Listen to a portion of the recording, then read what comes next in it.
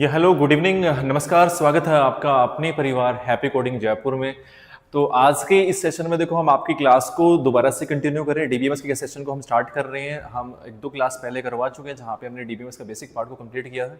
आज हम third class लेकर के आए हैं जिस क्लास में हम एसक्यूएल के जो कमांड्स है उनको कवर करने वाले हैं, क्योंकि बिफोर हमें आगे जब कमांड्स बेस्ड हमारे पास क्वेश्चन होंगे, जो टेबल बेस्ड क्वेश्चन होंगे, तो उससे पहले हमें कमांड्स के बारे में इंफॉर्मेशन होनी चाहिए, राइट। तो हम इस क्लास में एसक्यूएल के सिंटैक्सेस, कमांड्स के सिंटैक्सेस, वो हम सब चीज़ें एक बार कवर करने वाले हैं। And before starting the class आप सबके लिए एक अनाउंसमेंट है कि जो student basic computer teacher Rajasthan के जो हमारे पास कंप्यूटर अनुदेशक की जो भर्ती आने वाले थे उसके रिगार्डिंग जो बुक का आपको वेट था कि कब बुक हमारी लॉन्च हो जाएगी, कब बुक हमारे पास आ जाएगी, तो आप सबके लिए गुड न्यूज़ है कि आपकी बुक हमारे पास पहुंच चुकी है। और इस बुक में आपके पास 5 बुक का सेट है और इसके रिगार्डिंग जो भी फर्दर इन्फॉर्मेशन होगी उसके साथ में उसके लिए मनोज सर थोड़ी देर में कुछ आपके लिए एक सेशन लेकर के आएंगे, उसमें आपको पूरी कंप्लीट इन्फॉर्मेशन बुक के रिगार्डिंग आपको देंगे, राइट। और जहां तक क्वेश्चन आपके थे कि बुक कहां पर अवेलेबल होगी, वो इन्फॉर्मेशन भी आपको मनोज सर इसके बारे में डिटेल में आपको बता देंगे। तो आपका जो वेट था वो कंप्लीट हो गया है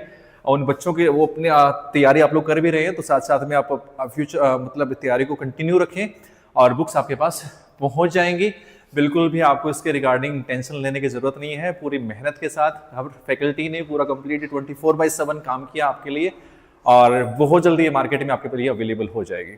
ओके, तो ये इन्फॉर्मेशन है कंप्यूटर अनुदेशक के जो राजस्थान के स्टूडेंट हैं जो कंप्यूटर अनुदेशक की तैयारी कर रहे हैं, तो आपकी बुक हमारे पास अवेलेबल हो चुकी है, पब्लिश होकर के आ चुकी है। जल्दी ही डिलीवरी बुक्स की अवेलेबल हो जाएगी, आप तक पहुंच जाएगी।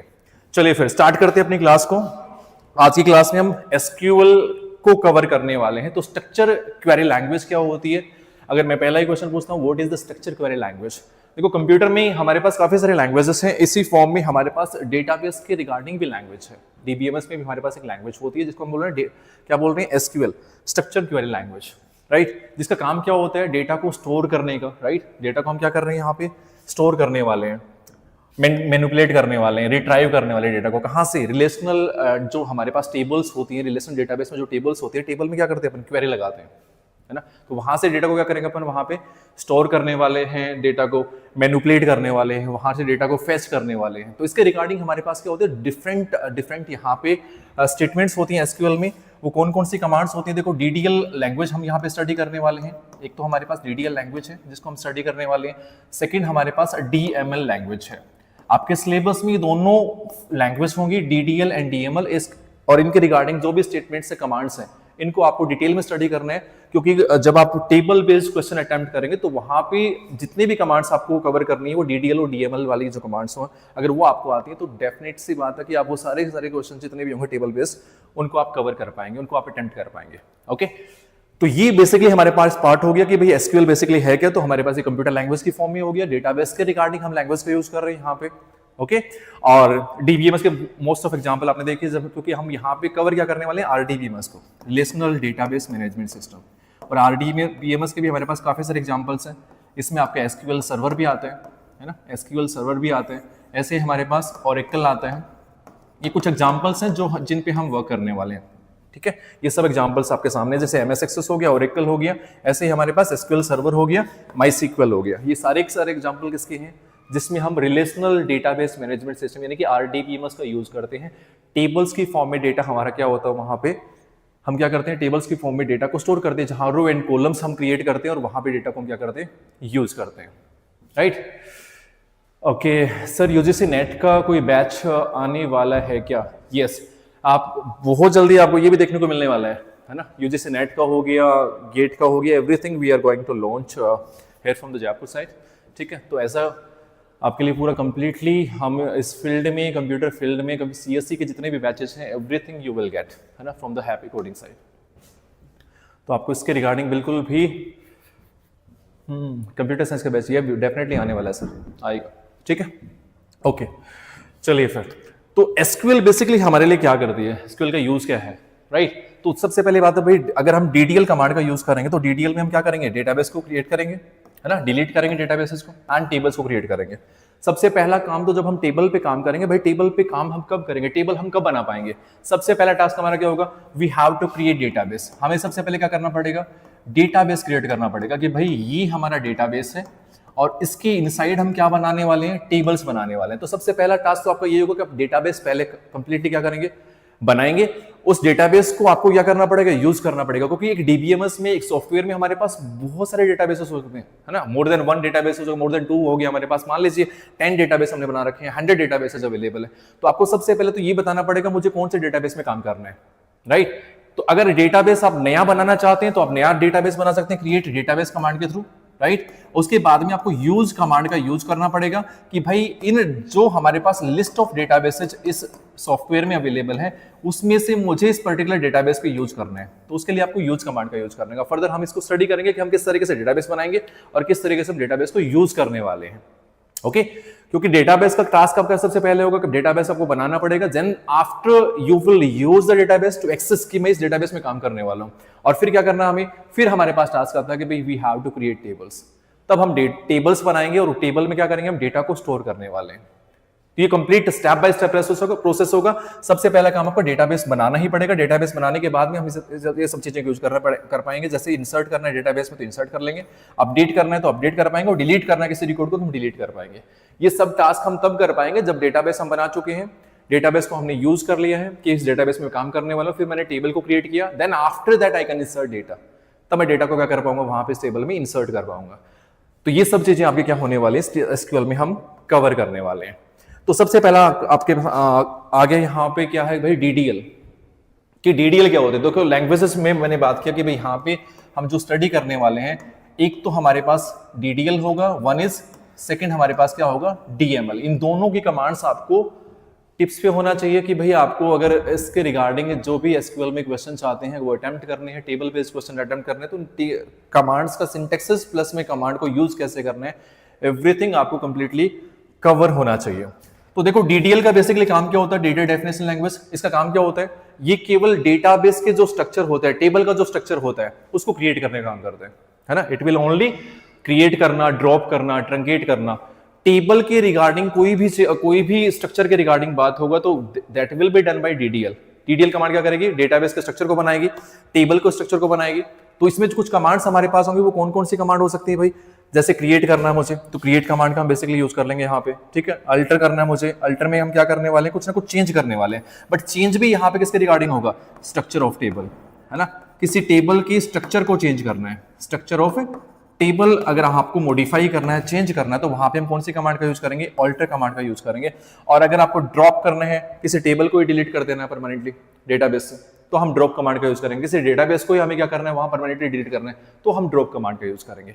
यानी कि जो भी टास्क होगा that will B regarding database, that will B regarding table, वहां पे हम यूज करने वाले स्ट्रक्चर ऑफ डेटाबेस हो गया, स्ट्रक्चर ऑफ टेबल हो गया, that will be done by DDL command.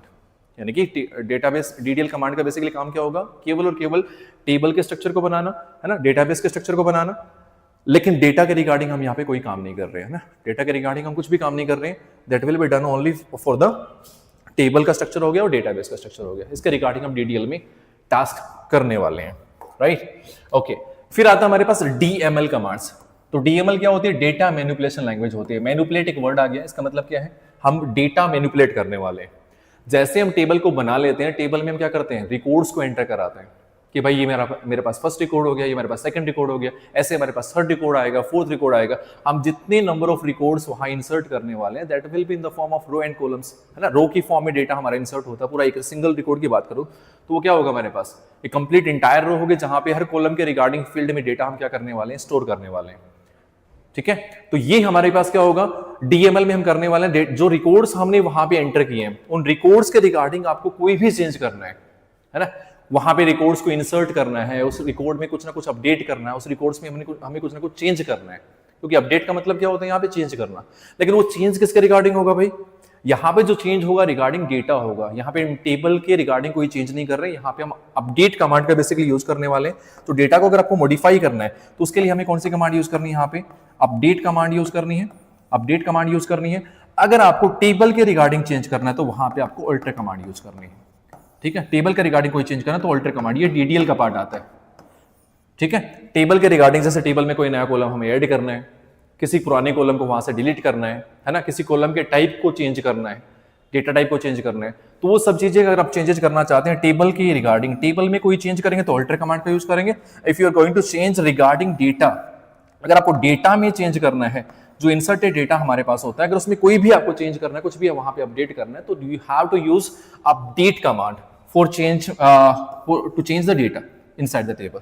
Table में जो डेटा होता है अगर उसको आपको चेंज करना है तो कौन सी कमांड का हम यूज करेंगे, यहाँ पे अपडेट कमांड का यूज करने वाले हैं। और अगर टेबल के स्ट्रक्चर को चेंज करना है, किसी कॉलम को वहां पे नया ऐड करना है, किसी कॉलम को वहां से डिलीट करना है, या फिर किसी पुराने कॉलम के टाइप को चेंज करना है, तो अगर कुछ चेंजेस जो आप करना चाहते हैं रिगार्डिंग टेबल में, तो वहां पे हम कौन सी कमांड का यूज करेंगे, ऑल्टर कमांड का यूज करेंगे। तो ये कुछ हमारे पास एग्जांपल्स हैं डीएमएल के। और डीएमएल में हम क्या क्या करने वाले, रिट्राइवल ऑफ डेटा, मतलब हम किसी डेटा को क्या करने वाले, टेबल से फेच करने वाले हैं, सेलेक्ट करने वाले हैं, तो उसके लिए बेसिकली ये यूज करने वाले हैं। ऐसे हमें इंसर्ट करना है, डिलीट करना और अपडेट कर देना है। ये हमारे पास क्या होते हैं, डीएमएल में कंप्लीटली हम टास्क करने वाले हैं। हालांकि ये आपके सिलेबस में नहीं है, ट्रांजेक्शन कंट्रोल लैंग्वेज, लेकिन फिर भी थोड़ा सा आपको इनके बारे में पता होना चाहिए। एसक्यूएल का ये भी एक पार्ट है ना, this is also part of SQL. तो यहाँ पे हम क्या करने वाले हैं, जो ट्रांजेक्शन आप कंप्लीट करने वाले हैं, तो देखो हमारे पास क्या होते हैं, ट्रांजेक्शन को हम कंप्लीट करेंगे तो हमारे पास क्या होने वाला है, यहाँ पे ट्रांजेक्शन को हमने इनिशिएट किया, बिगिन किया, है ना। तो हो सकता है कि ट्रांजेक्शन हमारा कमिट हो गया, मतलब कंप्लीट हो जाएगा तो कमिट के स्टेट में चला जाएगा। अगर आपको लगता है कि यार कंप्लीट नहीं हो पाया, तो हम वहां पे एक सेव पॉइंट का यूज करते हैं कि भाई ट्रांजेक्शन हमारा कितना कंप्लीट हो गया है, तो वहां पे सेव पॉइंट में उसकी इन्फॉर्मेशन स्टोर होती है, राइट। और कई बार ऐसा होता है ट्रांजेक्शन कहीं ना कहीं किसी वजह से रुके, तो हमें क्या करना होता है, उसको रोल बैक करना होता है कि भाई इतना कंप्लीट हो गया, उसके बाद में हमें उसको फर्दर क्या करना है, कंप्लीट कर देना है। अगर वो कमिट हो गया मतलब ट्रांजेक्शन हमारा कंप्लीट हो चुका है, राइट। अगर वो कहीं ना कहीं किसी स्टेट पे जाकर के क्या हो गया, वहां पे स्टॉप हो गया, तो वहां पे सेव पॉइंट में उसकी इन्फॉर्मेशन हमारी क्या हो जाती है, स्टोर हो जाती है। और कई बार क्या करना होता है, हमें ट्रांजेक्शन को रोल बैक करना होता है। तो ऐसे कुछ कमांड्स हमारे पास यहाँ आने वाले हैं।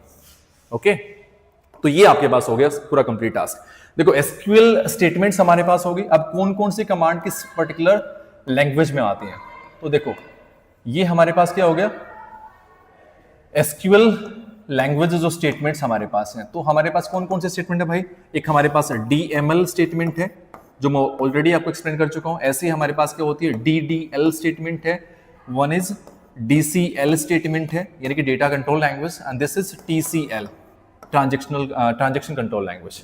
ये हमारे पास क्या है, एसक्यूएल की लैंग्वेज की स्टेटमेंट्स हैं। तो डीडीएल में देखो हमारे पास डीडीएल में कौन कौन सी कमांड आती है, डीडीएल में भाई हमारे पास क्रिएट कमांड आती है, यानी कि ये हमें कंप्लीट करना है। और क्रिएट में हम क्या कर सकते हैं, क्रिएट में हम क्या करेंगे भाई, क्रिएट में या तो हम क्या करेंगे, डेटाबेस को क्रिएट करेंगे। सबसे पहला टास्क हमारा को डेटाबेस को हमें क्रिएट करना है, तो हमें क्या कौन सी कमांड का यूज करना पड़ेगा यहाँ पे, तो हम क्रिएट डेटाबेस कमांड का यूज करेंगे। और अगर आप टेबल में कोई चेंज करना है तो हमें ऑल्टर कमांड का यूज करना है, तो हम उसके लिए ऑल्टर कमांड का यूज करेंगे। और अगर टेबल को आपको परमानेंटली डिलीट करना है या डेटाबेस को परमानेंटली डिलीट करना है, तो आपको ड्रॉप कमांड का यूज करना है। तो ये स्टेटमेंट्स जो है हमारे पास, ये डीडीएल के पार्ट में आता है कि डीडीएल में हमें क्या क्या स्टडी करना है, इन कमांड को कंप्लीट करना है, इन कमांड के सिंटैक्सेस आपको आने चाहिए। अगर टेबल के रिगार्डिंग आप कोई भी क्वेश्चन अटेम्प्ट करना चाहते हैं कि भाई टेबल में मैं कैसे क्रिएट करने वाला हूँ, है ना, डेटाबेस को हमें कैसे क्रिएट करना है, डेटाबेस के इनसाइड टेबल के इनसाइड जो कॉलम्स हैं उनके रिगार्डिंग कोई अगर हमें चेंज करना तो हमें ऑल्टर कमांड का यूज करना है ना। ऐसे टेबल को डिलीट करना है या डेटाबेस को डिलीट करना तो हमें ड्रॉप कमांड का यूज करना है। अब डीएमएल में कौन कौन से स्टेटमेंट्स हमारे पास, वन इज सेलेक्ट स्टेटमेंट, ये एक सेलेक्ट स्टेटमेंट हम यूज करने वाले हैं डीएमएल में, ठीक है। सेलेक्ट स्टेटमेंट हमारे पास होती है। ऐसे ही हमारे पास कौन सी होती है, इंसर्ट स्टेटमेंट भी होती है, और यहाँ पे अपडेट स्टेटमेंट होती है।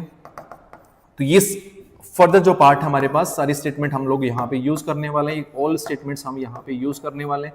कौन कौन से स्टेटमेंट होगी भाई, डीएमएल में हमारे पास सेलेक्ट कमांड होती है, ऐसे हमारे पास इंसर्ट कमांड होती है, अपडेट कमांड होती है और डिलीट कमांड होती है। इन कमांड्स को हम डीएमएल की कैटेगरी में रख रहे हैं कि यहाँ पे हम डेटा के रिगार्डिंग कोई ना कोई चेंज करें। देखो इंसर्ट क्या करेंगे, हम डेटा करेंगे, वो एक हमारे पास सिंगल रिकॉर्ड भी हो सकता है, हमारे पास मोर देन वन रिकॉर्ड भी हो सकते हैं, कितने भी रिकॉर्ड हम टेबल में इंसर्ट करें, तो यहाँ से हम करने वाले हैं। और अगर टेबल के इनसाइड जो डेटा हमने इंसर्ट किया उसके रिगार्डिंग कोई भी चेंज करना है, आपको डेटा के रिगार्डिंग कोई भी आपको चेंज करना है, कुछ भी वहां पे अपडेट करना है, तो उसके लिए हमें कौन सी कमांड यूज करना है, यहाँ पे अपडेट कमांड का बेसिकली यूज करने वाले हैं।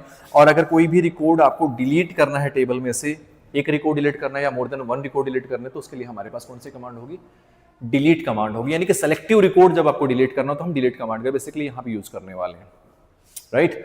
और एक हमारे पास है sir DCL command, data control language, data control language. ये भी एचपीएससी के सिलेबस में नहीं है, बट फिर भी आपको पता होना चाहिए।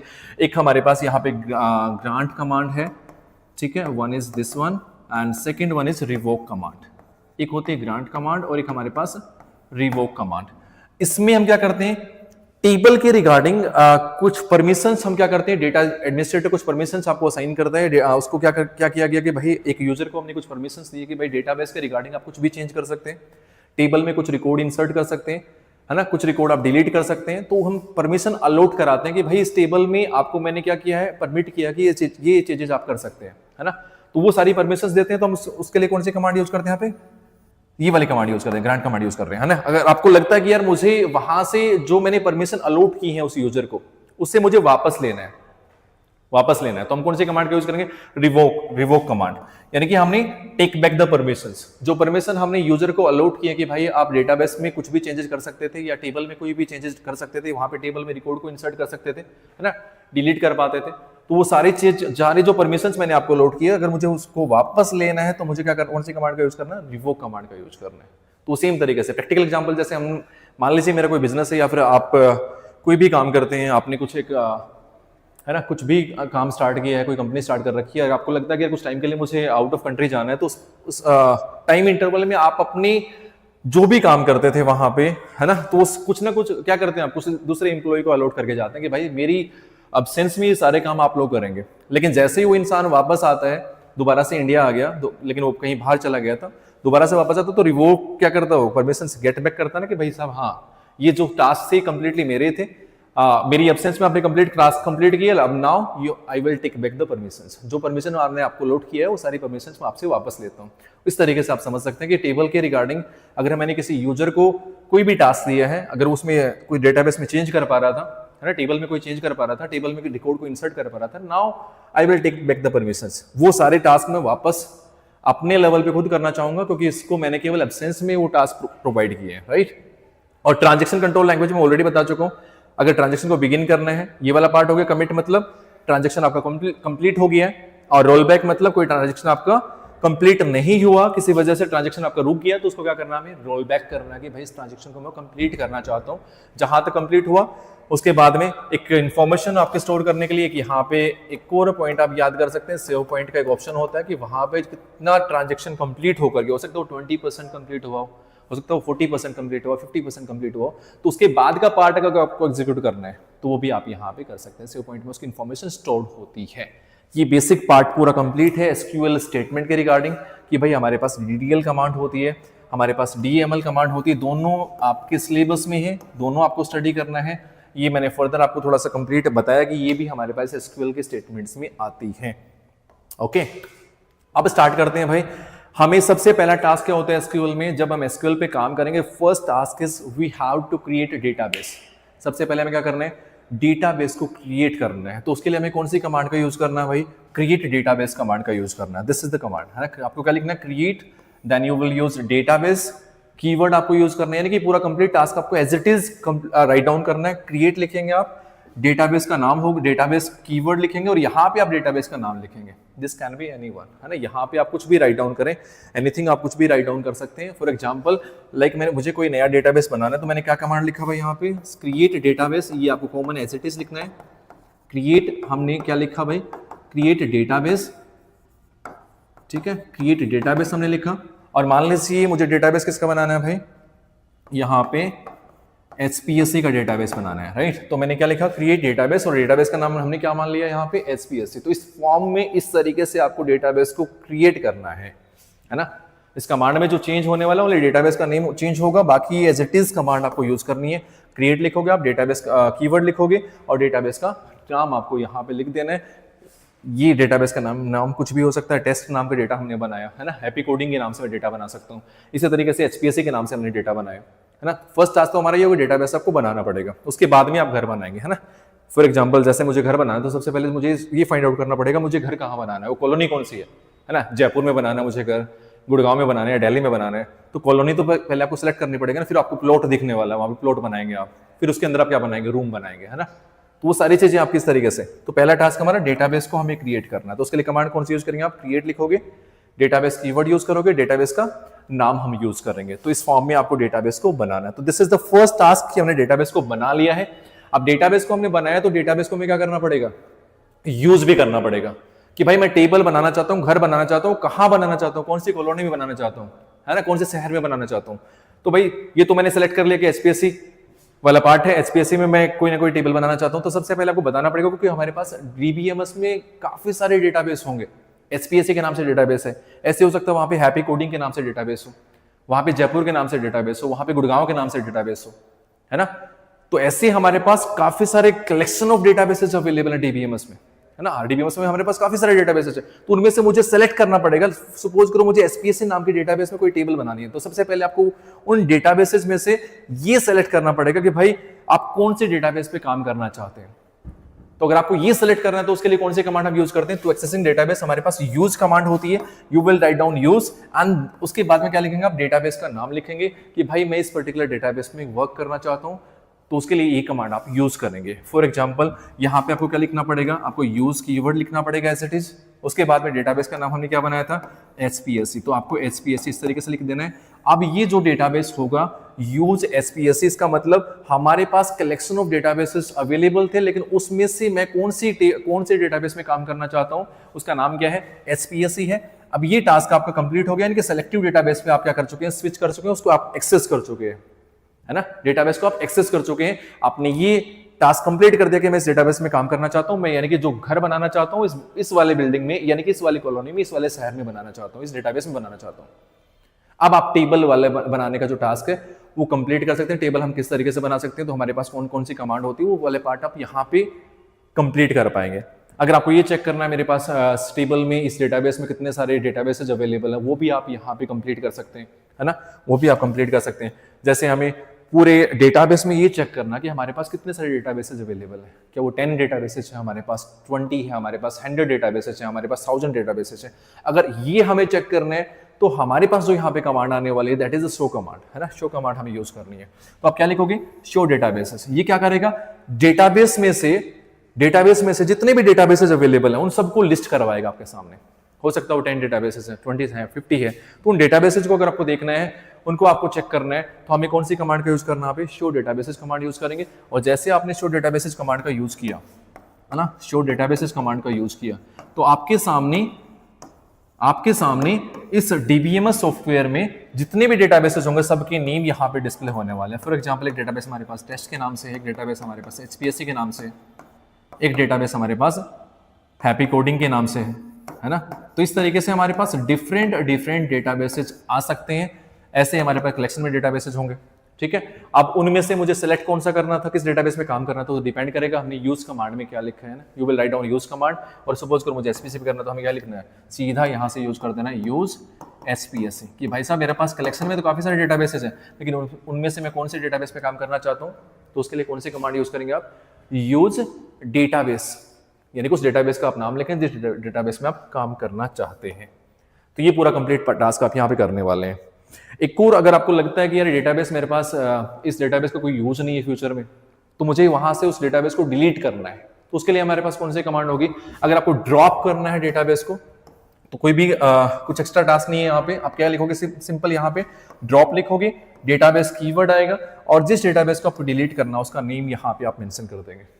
फॉर एग्जाम्पल जैसे मुझे एचपीएससी नाम का डेटाबेस मैंने बनाया, टेस्ट नाम का डेटाबेस बना हुआ है, तो उसको अगर आपको डिलीट करना तो आप कैसे लिखेंगे, यहाँ पे आप लिखोगे ड्रॉप लिखने के बाद में डेटाबेस कीवर्ड आपके सामने आएगा, डेटाबेस कीवर्ड आप लिखेंगे, और यहाँ पे क्या लिखने वाले हैं, उस डेटाबेस का नाम जिसको आपको डिलीट करना है। फॉर एग्जांपल मुझे एसपीएससी नाम के डेटाबेस को यहाँ से रिमूव करना है, तो you will write down drop, उसके बाद में डेटाबेस कीवर्ड, और उस डेटाबेस का नेम आपको मेंशन करना है जिस डेटाबेस को आपको रिमूव करना है टेबल में से। आई एम सॉरी, कहाँ से डिलीट करना है मुझे, डेटाबेस में से, है ना, डीबीएमएस में से, सॉफ्टवेयर में से, आरडीबीएमएस में से जिस डेटाबेस को आपको डिलीट करना तो उसका नेम आप यहाँ पे मेंशन करेंगे, ड्रॉप डेटाबेस, और उस डेटाबेस का नेम आपको लिख देना है जिस डेटाबेस को आपको रिमूव करना है। तो डेटाबेस वहां से क्या हो जाएगा, रिमूव हो जाएगा, ठीक है। तो ये कंप्लीट प्रोसेस है, किस तरीके से हमें डेटाबेस बनाना है, किस तरीके से हमें डेटाबेस को यूज करना है, राइट, किस तरीके से हमें पूरा कंप्लीट टास्क परफॉर्म करना है, ये सारी चीजें आपको यहाँ पे कंप्लीट करनी है। अब जो नेक्स्ट टास्क आता है, I will give you hint about that how to create table. हमें टेबल को क्रिएट कैसे करना है ना, कि टेबल को हमें क्रिएट कैसे करना है, क्योंकि हमारे कंप्लीट टास्क यहाँ पे हो चुके हैं। पहला टास्क हमारा क्या था, हमने डेटाबेस को क्रिएट किया, first task is database creation, है ना, डेटाबेस को आपने क्रिएट कर लिया क्रिएट डेटाबेस कमांड से, ठीक है, क्रिएट डेटाबेस कमांड से हमने कंप्लीट किया। उसके बाद में हमें क्या करना है, यूज करना है, तो यूज डेटाबेस हमने यूज किया, ठीक है।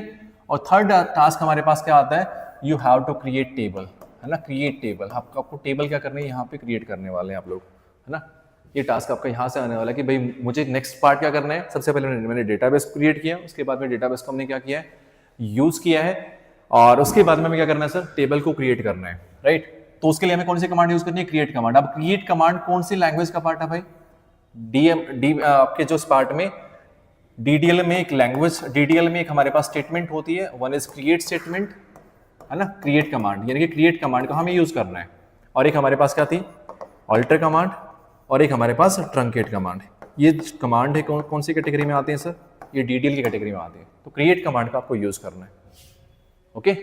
क्रिएट कमांड का आपको यूज करना है। और क्रिएट कमांड का जो सिंटेक्स होगा हम कैसे लिखेंगे, क्रिएट लिखेंगे, उसके बाद में टेबल कीवर्ड आएगा, क्रिएट टेबल, और यहाँ पे क्या होगा, टेबल का नेम आपको मेंशन करना है, टेबल नेम आप यहाँ पे मेंशन करेंगे।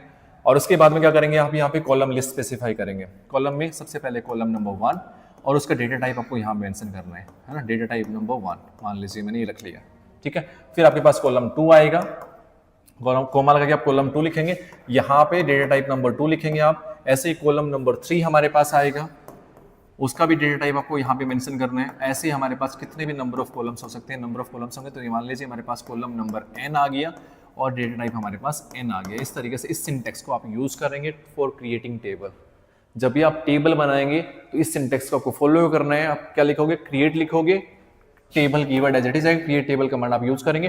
टेबल का नेम यूजर डिसाइड करेगा किस टेबल को बनाना चाहते हैं। फॉर एग्जांपल मैंने स्टूडेंट नाम की टेबल बनाई, मैंने एम्प्लॉय नाम की टेबल बनाई, इस तरीके से मैं कोई भी टेबल बना सकता हूँ, है ना, कोई भी टेबल में क्रिएट कर सकता हूँ। तो यहाँ पे टेबल का नेम आ जाएगा, टेबल में जितने भी कॉलम्स आप बनाना चाहते हैं उन कॉलम्स के नेम आएंगे, है ना, उन कॉलम्स के नेम आएंगे। और साथ में उस कॉलम के डेटा टाइप को भी आपको मेंशन करना है, डेटा टाइप को भी आपको यहाँ पे डिसाइड करना है कि डेटा टाइप क्या होने वाला है। फॉर एग्जांपल मैंने कॉलम लिया नेम, अब नेम किस फॉर्म में होता है भाई, स्ट्रिंग की फॉर्म में होता है, कैरेक्टर की फॉर्म में होता है। तो यहाँ पे आप यूज करने वाले हैं कैरेक्टर फॉर दैट, है ना, कैरेक्टर यूज करेंगे, CHAR। साथ में आप साइज डिफाइन कर देंगे कि भाई 20 कैरेक्टर का लेंथ का नेम मैं यूज कर सकता हूँ। ऐसे हमारे पास वेयर कैर आप यूज कर सकते हैं फॉर, आपको लगता है कि यार मैंने 100 साइज रख लिया है और मेरे को ऐसा कोई फिक्स नहीं है कि उस कॉलम में कितनी लेंथ का नेम आ सकते हैं, हालांकि मैंने 100 साइज रख लिया है ना, और हो सकता है मैं 20 लेटर का नेम वहाँ पे एंटर करने वाला हूँ, मैं 40 लेटर का नेम एंटर करने वाला हूँ। तो जब वेरिएबल फॉर्म में डेटा को एडजस्ट करना हो तो हम वेरिएबल कैरेक्टर का यूज करेंगे।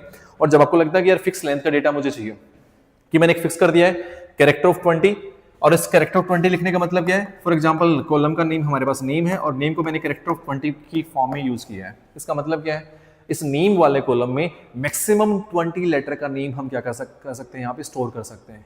मैक्सिमम 20 लेटर का नेम यहाँ पे आ सकते हैं, ज्यादा लेटर का नेम यहाँ पे नहीं आने वाला है। और जब आपको लगता है कि यार मेरे को अगर कोई लेंथ फिक्स नहीं है, मैंने 100 एक मैक्सिमम लेंथ को रख लिया, अब वहाँ पे 20 लेटर का भी आ सकता है, 40 लेटर का भी आ सकता है, तो वेरिएबल फॉर्म में डेटा को एडजस्ट करेगा, वो यहाँ पे हम वेरिएबल कैरेक्टर के लिए यूज करेंगे।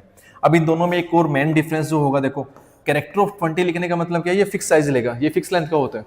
अगर मैंने कैरेक्टर यूज किया, this is the use for the fix length, ये फिक्स लेंथ के लिए यूज होगा, ठीक है, ये फिक्स लेंथ के लिए हम यूज करेंगे। और ये वाला क्या होता है, वेरिएबल लेंथ के लिए हम यूज करने वाले हैं, वेरिएबल लेंथ। तो इसमें क्या होगा, देखो जैसे मैंने इस नेम के कॉलम को क्या लिखा, कैरेक्टर ऑफ 20, अगर मैंने यहाँ पे कोई नेम स्टोर किया, फॉर एग्जांपल मैंने अमन नेम के स्टूडेंट को यहाँ पे इंसर्ट किया है ना, इस कॉलम में मैंने अमन नेम के डेटा को स्टोर किया है, तो अब ये क्या करेगा, इस अमन नाम के डेटा को स्टोर करने के लिए इंटायर स्पेस क्या करेगा, कंज्यूम करेगा, 20 लेटर का इंटायर स्पेस कंज्यूम करेगा, चाहे उसको 0 0 की पैडिंग करनी पड़े, है ना, चाहे उसको 0 0 की स्टार्टिंग में प्री फिक्स करना पड़े, कुछ भी करना पड़े, but it will use entire 20 bit space, 20 letter का जो स्पेस होगा कंप्लीटली आपका यहाँ पे यूज करने वाला है, क्योंकि कैरेक्टर क्या होता है, फिक्स लेंथ का होता है। अगर आपको वेरिएबल, आपने वहां पे वेरिएबल कैरेक्टर यूज किया होता तो भाई साहब ये केवल मान लीजिए इस कॉलम में मैंने अमन को स्टोर किया, जिसको मैंने वेरिएबल कैरेक्टर यूज कर रखा है, तो ये क्या करेगा, ओनली 4 लेटर का स्पेस यूज करेगा, ओनली 4 लेटर का स्पेस यूज करेगा, लेकिन इसका जो मैक्सिमम साइज था वो तो 100 लेटर का हमारे पास है। तो इसका मतलब क्या होगा, केवल इसने 4 बिट का स्टोर, 4 कैरेक्टर का जो स्पेस है उतना ही कंज्यूम किया, उसके बाद का जो स्पेस है वो 96 लेटर का, उसको क्या कर दिया इसने, फ्री कर दिया, यानी कि नेक्स्ट यूज के लिए वो यूज हो जाएगा। लेकिन इस केस में ऐसा नहीं था, पहले वाले केस में ऐसा नहीं था। अगर नेम को आपने कैरेक्टर ऑफ 100 लिख दिया, कैरेक्टर ऑफ 20 लिख दिया, तो भाई साहब इसमें आप चाहे डेटा आप 20 लेटर से कम स्टोर कर रहे हैं, लेकिन ये पूरा इंटायर स्पेस जो आपने यहाँ पे लिख दिया है, 20 लिखा तो 20 स्पेस यूज करेगा, 40 लिखा तो 40 स्पेस यूज करेगा, 100 लिखा तो 100 का 100 स्पेस आपका यहाँ पे यूज होने वाले हैं, चाहे डेटा आप कम लेटर का स्टोर कराएं वहाँ पे, है ना, चाहे उसमें 5 लेटर हो चाहे वहाँ पे 6 लेटर हो। लेकिन अगर आपने यहाँ पे लिख दिया कि भाई मैंने ये फिक्स लेंथ का होता है, तो अब कंप्लीट डेटा यहाँ पे यूज होने वाला है, राइट। हाँ जी, कैरेक्टर और वेरिएबल में डिफरेंस मैंने एक्सप्लेन कर दिया सर। कैरेक्टर और वेरिएबल में डिफरेंस क्या होता है, मैं दोबारा से यहाँ पे लिख देता हूँ। अगर आपने किसी कॉलम को कैरेक्टर यूज किया, फॉर एग्जांपल मेरे पास एक कॉलम है नेम, नेम को मैंने कैरेक्टर ऑफ, मान लीजिए यहाँ पे इसका स्पेस मैंने 40 मान लिया, ठीक है। और इसी नेम नाम के कॉलम को अगर मैंने यहाँ पे यूज किया होता वेरकेर, ठीक है, वेरकेर, और मान लीजिए मैंने यहाँ पे स्पेस लिख रखा है 100, ठीक है, इस तरीके से मैंने राइट डाउन किया। तो ये तो हमारे पास क्या होता है, कैरेक्टर क्या होता है, फिक्स लेंथ का होता है। Character is use for the fix length, ये आपका फिक्स लेंथ का होगा। और ये क्या होता है सर, ये आपका वेरिएबल लेंथ का होता है, this is for variable length. तो इस केस में क्या होगा, मान लीजिए कॉलम हमारे पास नेम है, नेम वाले कॉलम को मैंने क्या किया सर, इसमें कोई नेम मैंने मुझे स्टोर करना है, तो मैंने क्या स्टोर किया, सपोज करो मैंने एक नेम स्टोर किया, दैट इज अमित। तो जो कैरेक्टर वाला केस है हमारे पास, फर्स्ट वाला, दिस वन, दिस केस, तो ये जो साइज हमारे पास कितना है यहाँ पे 40 है, and this is use for the fix length. आपको पता है कि ये क्या होता है, हमारे पास फिक्स लेंथ का होता है। तो मैंने स्टोर किया यहाँ पे, it will contain only 4 letter. इसमें हमारे पास कितने लेटर है, हमारे पास केवल 4 लेटर है ना, 4 लेटर है। लेकिन स्पेस हमारे पास कितना अवेलेबल उस कॉलम के लिए, कि मैक्सिमम 40 लेटर का डेटा हमारे पास, यानी कि 40 लेटर का डेटा यहाँ पे आ सकता है। तो इस डेटा को स्टोर करने के लिए, अमित नाम के डेटा को स्टोर करने के लिए, it will use entire space, पूरा का पूरा स्पेस यूज करेगा, 40 लेटर का पूरा स्पेस यूज करेगा। यानी कि है इसमें केवल 4 लेटर, लेकिन ये यूज करेगा इंटायर स्पेस, यानी कि 40 लेटर का पूरा स्पेस यूज करेगा। चाहे इसको उसके लिए 00 की ये आपके 36 टाइम इस तरीके से प्रीफिक्स यूज करना पड़े, but it will use entire space to store the data. उस डेटा को स्टोर करने के लिए पूरा इंटायर स्पेस यूज करेगा। That's why we are calling it's the fix length, कि ये फिक्स लेंथ का होता है, फिक्स डेटा को यूज करेगा। जितना स्पेस आपने डिफाइन कर दिया, पूरे स्पेस को यहाँ पे यूज करने वाला है। अगर मैंने यहाँ पे इस नेम के कॉलम के लिए वेरकेर यूज किया होता, और यहाँ पे स्पेस हो सकता है 40 ही हम रख ले, 50 रख लें, यहाँ पे 100 रख लें, तो ये तो हमने एक मैक्सिमम लेंथ रख लिया है कि भाई 100 का होगा। अब इसमें मैं कम भी डेटा स्टोर कराऊंगा तो भी ये एडजस्ट करेगा। ये वेरिएबल इस डेटा को क्या करेगा, एडजस्ट करने वाला है। फॉर एग्जाम्पल मैंने यहाँ पे अमित नाम के डेटा को स्टोर किया, एज इट इज हमने अमित को स्टोर किया, तो इस केस में क्या होगा, ये वेरिएबल लेंथ का होता है कि वेरिएबल ये इसको क्या करेगा, यूज करने वाले वेरिएबल इसको एडजस्ट करने वाला है। तो यहाँ पे 4 लेटर का स्पेस ही यूज करेगा ये, this will use only 4 letter space. जो 96 स्पेस और भी हमारे पास अवेलेबल है 100, क्योंकि ये फिक्स हमारे पास लेंथ क्या थी, यहाँ पे 100 लेंथ का था, लेकिन यूज किया हमने केवल 4 लेटर, तो 96 लेटर का जो स्पेस है उसको क्या कर देता है, फ्री कर देता है, यानी कि it will use only 4 letter, right. अगर मैं कैरेक्टर यूज करता, तो अगर मैंने कैरेक्टर में 100 लिखा है, तो वहां पे पूरा 100 का 100 स्पेस वो यूज करके चलता। बट अगर मैंने लिखा क्या है, यहाँ पे वेरिएबल कैरेक्टर लिखा है, तो इट विल यूज ओनली जो स्पेसिफाइड डेटा हम स्टोर करने वाले हैं, उस स्पेस को वो यूज करने वाला है। इसके अलावा कोई डेटा अगर फ्री हमारा स्पेस बचता है, तो उसको क्या कर देता है, फ्री कर देता है कि नेक्स्ट डेटा आप इसमें स्टोर करा सकते हैं। So this is the common difference between character and var character data में, ठीक है। तो क्रिएट कमांड का सिंटेक्स मैंने आपको बताया, क्रिएट कमांड को हम किस तरीके से यूज करने वाले हैं, राइट। तो वो आप देख लीजिएगा। अब जैसे मान लो मुझे टेबल को क्रिएट करनी है, तो मुझे किस सिंटेक्स को फॉलो करते हुए एक टेबल क्रिएट करनी है। फॉर एग्जांपल एक टेबल में हमारे पास कुछ कॉलम्स हैं, मैंने मान लिया एक नेम का कॉलम हमारे पास है, एक हमारे पास रोल नंबर का कॉलम है, ऐसे हमारे पास मान लीजिए एक मार्क्स का कॉलम है जिसमें मैं मार्क्स एंटर करने वाला हूँ। एक कॉलम मान लीजिए मेरे पास एड्रेस का है, राइट। तो ऐसे कुछ कॉलम्स हमारे पास हैं जिनको मैं स्टोर करने वाला हूँ, यानी कि टेबल का नाम मान लीजिए मेरे पास स्टूडेंट है, उसमें हमारे पास ये पर्टिकुलर कॉलम्स होने वाले हैं, तो इनको मुझे क्या करना है, स्टोर करना है।